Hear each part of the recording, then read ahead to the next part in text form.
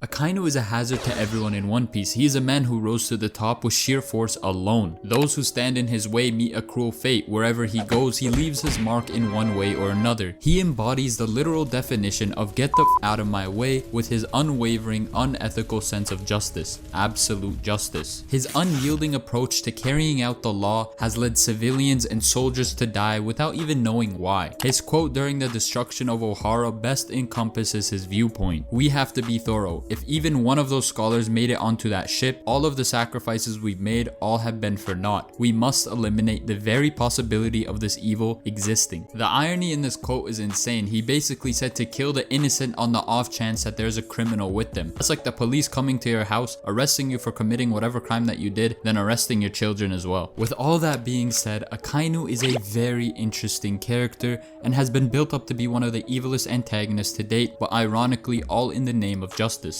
But unfortunately, Akainu has been a backseat driver ever since he became a fleet admiral. He doesn't leave Navy HQ for anything, he doesn't do anything, and because of that, people are speculating that Akainu may actually be a fraud. So in this video, I wanted to talk about how strong is Akainu really. As always, we have to look at his feats throughout the story concerning his portrayal, devil fruit, strength, haki, speed, endurance, and durability. First and foremost, the most important is his portrayal, because no matter how little feats a character may have, if they are portrayed to be powerful or important, more often than not, they usually hold up to it, especially in One Piece. Akainu currently holds the title of Fleet Admiral, but what does that mean exactly? Well, the Fleet Admiral position is widely known as one of the highest positions a character can have in the series, and is actually the highest possible position a Marine can hold. He is essentially the unofficial king or leader of the Marines, and polices and maintains order in the world. Very few ever hold this position, and those that do are gassed up like crazy. Like Sengoku, the previous Fleet Admiral who was one of the strongest characters of all time, was praised by Roger, the King of Pirates, and Whitebeard, the world's strongest man. He also fought side by side with Garp the Fist, undoubtedly the strongest Marine in my opinion. On top of that, with chapter 1087, we just learned that the Admirals plus Garp have bounties of 3 billion berries, so because the Fleet Admiral position is higher, Akainu's bounty is probably in the 4 billion berry range, maybe even higher. Oda in a Vivre card, although didn't say that Akainu would find the One Piece in One Piece year, like most people say, he did say the series itself would last 1 year regarding its serialization, but still this is hype in and of itself. So with just portrayal alone, Akainu's resume is looking pretty good. So how does Akainu's Devil Fruit stack up? This one here is a no-brainer. Akainu's Devil Fruit, the Megu no Mi, is the strongest Devil Fruit in the series in terms of offensive capabilities. And I'm not even just saying this, Oda in Vivre card Databook Volume 3 said his Devil Fruit boasts the highest offensive power among Devil Fruits. When the author himself is telling you this, there's literally nothing to argue. Unless Oda changed his mind or takes back his statement, in terms of offense, the Megu no Mi is even stronger than Luffy's, Kaido's, and even Foxy's Noro no Mi. Guys, listen, if Foxy wasn't so retarded, I swear he could have been top 1. Anyways, this didn't even need to be said, because in Marineford, Akainu was on some next shit. Like, I don't even know how people downplay him. Like, he can launch lava meteors onto the battlefield, he can burn through practically anything. His Devil Fruit even gives him a decent amount of maneuverability by allowing him to propel himself. And that's just the tip of the iceberg. We still don't even know how strong he is when he uses his awakening. Now, if it's true that Kaido died in the lava chamber in Wano, that just proves that if Akainu and Kaido were to fight, I don't know, man. Akainu's looking pretty good, that's all I'm gonna say. Think about it, when Kaido and Big Mom fought on the rooftop, none of their attacks were devastating enough to mutilate anyone except I guess Kiku, but that doesn't even count. She got saved by plot armor like 10 times. But for Akainu, anytime he gets a clean hit on anyone, he bakes them. He made 3 donuts in 1 day using Whitebeard, Ace, and Jinbei. Even after Marineford, the trend continued. During the legendary fight between him and Aokiji, at some point he took off Aokiji's leg and scarred his body. This is no coincidence. Oda has made it clear from day one that Akainu is in a league of his own. He is a seinen character in a shonen manga. Next up, we have to talk about Akainu's Haki. In the same Vivre card that talked about his Devil Fruit, it also confirms that Akainu has both observation and armament Haki, which is no surprise considering at this point in the story, practically anyone who has a couple 100 million berry bounties has at least one of them. What is a bit surprising, not really, is Akainu having advanced armament Haki, which he showed in Marineford when the 3 OG admirals blocked Whitebeard's attack using advanced armament, also known as Ryo. Now regarding Conquerors, I'm of the belief that Akainu has it. At first I wasn't too sure, but now that we're learning about more and more characters getting it, it only makes sense for the strongest marine alive to have both the basic and advanced versions. I even did a poll, and at least for my beautiful subscribers, the overwhelming majority also believe that Akainu has Conquerors and the advanced versions of it. From a story progression point of view, it also makes sense for Akainu to have it, unless Oda's just gonna have Luffy absolutely stomp him when they finally meet, which I highly doubt because Akainu plays too big of a role in Luffy's character arc and progression. I hate to break it to you, but Akainu sort of killed Ace in front of Luffy and is the reason for Luffy's biggest scar mentally and physically. Even if you made the argument that Akainu's attack power with just normal Haki and his Devil Fruit is comparable with advanced Conquerors Haki users, then you would have to disregard everything Kaido said about Haki transcending all. Alright, moving on, let's talk about Akainu's raw strength. What isn't there to talk about? He clashed with Whitebeard. Even if he was old, he still clashed nonetheless. I wouldn't even call it any regular clash either. This man put his entire leg on Whitebeard's sword like it was a toy. Just to put in perspective how strong the Whitebeard Akainu was fighting with was, during the Marineford War, Whitebeard blocked an attack from John the Giant, a vice admiral with only one hand. Whitebeard also stopped the Moby Dick with just one hand. So the fact that Akainu was able to compete with that speaks volumes. So I feel people really overlook Akainu's raw strength and only attribute his overall strength to only his Devil Fruit when that really isn't the case at all. It's a combination of his Haki, broken Devil Fruit, and his insane strength. Next is Akainu's speed, and this is where I think he falls short compared to his other skills. He doesn't really have many speed feats, but because of his Devil Fruit movement capabilities, it's really an unknown variable. We don't have many feats to say he is super fast like we do with Kizaru, Garp,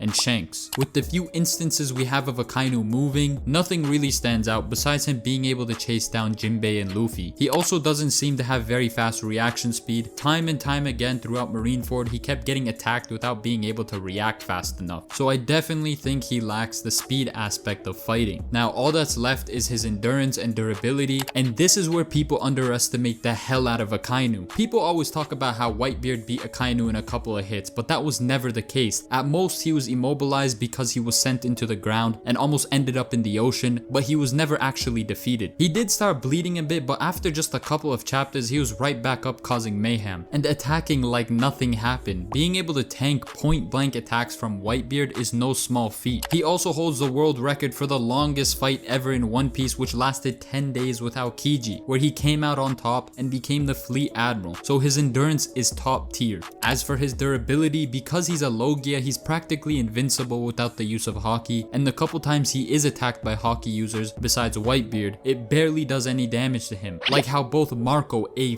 first commander, and Vista attacked him using Haki. The outcome of that was just Akainu being annoyed because they can do a little bit of damage to him, but nothing really significant was done to his body. However, he still isn't on the same level as Kaido, who had the best durability in all of One Piece. All in all, Akainu without a sliver of a doubt is an all-time strongest character in the series, because everything I just explained to you, multiply that by some, because just like every other end of series antagonist, they always get hit with power creeping so that the story stays fresh, and when the character is defeated you can feel the weight behind it. So Akainu is definitely stronger than he was when he was in Marineford. So in my opinion, I think Akainu is on the same level as Shanks, Mihawk, and Dragon, and is easily a contender for the top 1 spot right now. And I'm not including the Gorosei, the Gods Knights, and Imu because we still don't know exactly how strong they are. And honestly right now, if Luffy and Akainu were to fight, Luffy is getting washed because he can't just tank Akainu's attacks the same way he was with Kaido's, because if he does, he's gonna end up like his brother. But that's all for the video. Make sure you let me know in the comment section down below how strong you think Akainu is. Make sure to like, subscribe, and I'll catch y'all in the next one. Peace.